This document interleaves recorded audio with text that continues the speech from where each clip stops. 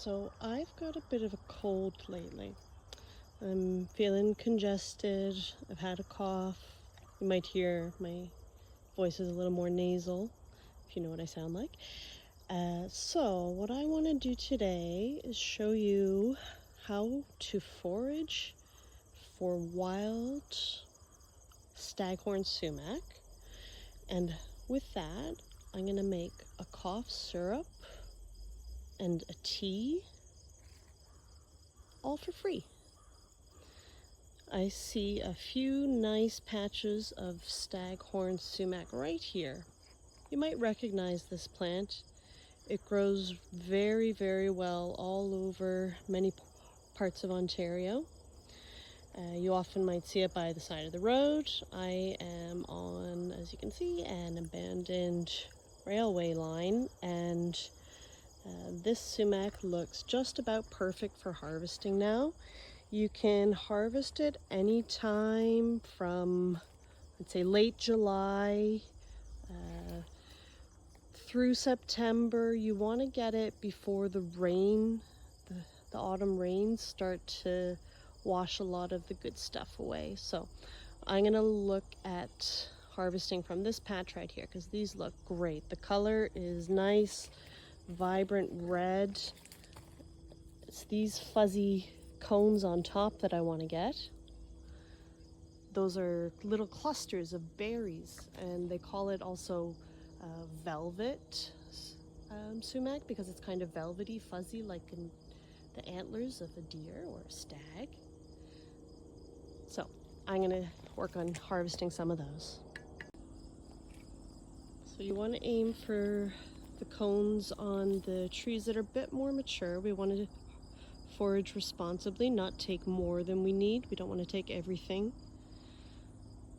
So these ones are just about perfect. You can snap them off, or you can use a knife. See how easily that came off? And I'm gonna just put them in my bag here. I'll go through and clean them a bit because there's gunk and dirt and critters in there, as you will find in nature. So I'll get maybe a dozen to make my tea and cough syrup today. This is all that I harvested.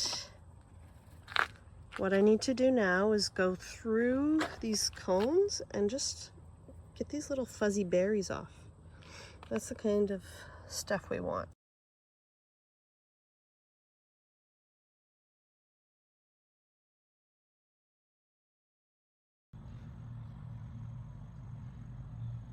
Alrighty, I've finished cleaning all of that sumac. I've got a few cups now of the clean berries. It was definitely worth cleaning that because there's quite a bit of gunk in there. Now it's all clean. I'm going to fill my containers. I've got a jar that I'm going to fill with honey after, and that'll be for the cough syrup. That should ideally sit in a kind of cool, dark place, maybe a fridge, for about 6 weeks. So I'm going to make that anyways because cold season's just starting. But I'm also going to make something that I could drink today, and I'm calling it tea, but it's also a lemonade or sumacade. So I'm going to fill this with just cool water, so it's not hot tea, because the hot water can actually reduce some of the potency of the vitamin C. Cold water is best, and I have this cold brew set for coffee, but I'm gonna have to filter it anyways, so I'm gonna use this today. I'll fill the berries in there, cold water, and that can sit for 10 minutes. It can sit overnight, and we'll have some nice sumacade.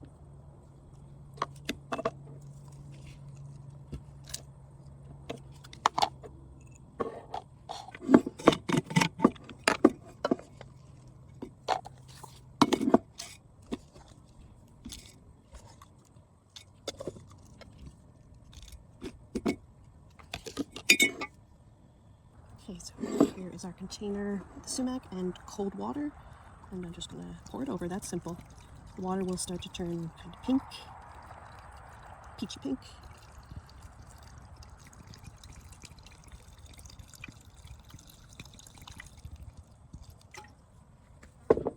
And now for the honey. So I am using a local to me honey producer. They live just a few kilometers from me. I know right where the farm is, and they have this liquid honey. It's non-pasteurized. Gonna pour it right over and just fill it up. It's gonna run down through the berries. We want to shake it around a tiny bit after.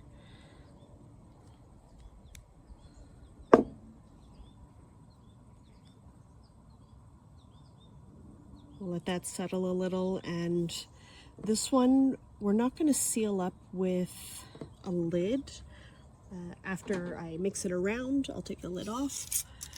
Once we're done with it though, it's going to get covered with cheesecloth, and that's so that it can breathe, essentially, that the moisture vapor can come out of the jar.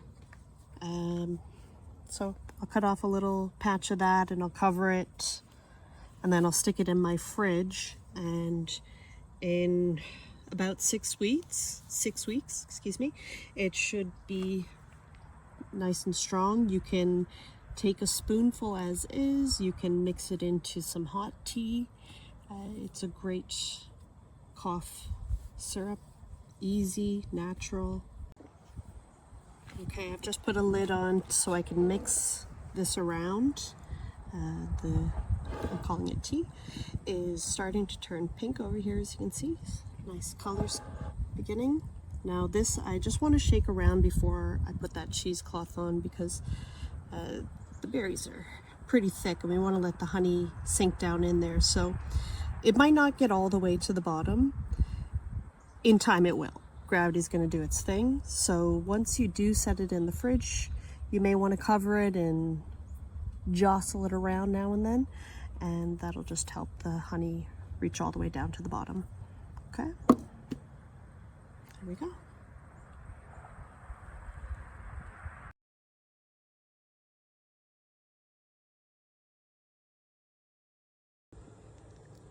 I had a bit of sumac left after making the honey and the lemonade slash tea, so I have what's left just in a baking sheet here, sitting in the sun since it's a pretty warm day today, and should be for the next couple days. I'll leave this out in the day in the sunshine to dry out, and I can use this as a spice seasoning.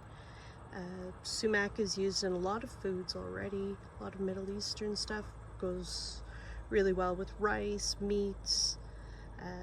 It's got a nice tart little kick, so I'll make use of the rest of what I harvested, so I'm not wasting, making sure I didn't take more than I need, and make use of everything I've taken. Here we go. So I've got my leftover sumac drying. That is the sumac tea, Sumacade. It's been about 45 minutes, maybe a little more, since I first poured that. So just if you want to know how long it's been steeping. And the honey I topped up a bit. There's still a bit of space in there, but I'm chopping it up with a tiny bit of honey as the sumac settles.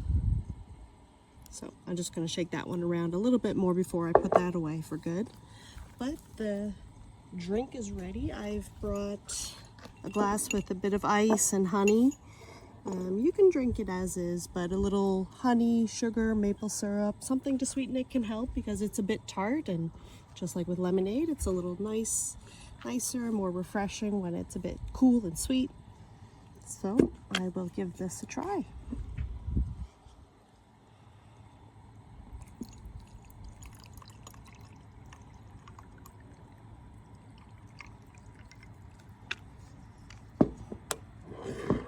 Just mix my honey around.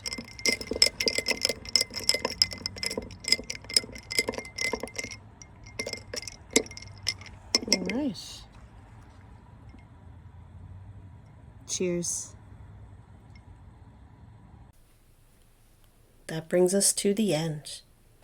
Staghorn sumac is a remarkable plant that has been traditionally used by many First Nations to treat a variety of ailments. In addition to the berries that I showed you today, the leaves, bark, and roots can all be used as well. I'm grateful to be enjoying some tea and soon some cough syrup to help soothe my cold, but I also wanted to highlight how nature can play a vital role in healing.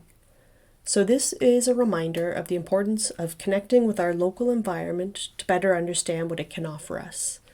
Many plants have the potential to support our well-being, and it's in our best interest to nurture and protect the natural world in return. I hope this inspires you to explore your own local ecosystem and to deepen our collective responsibility as stewards of these invaluable resources the earth provides. I hope you enjoyed my video. Don't forget to like an 85. Thank you. Bye-bye.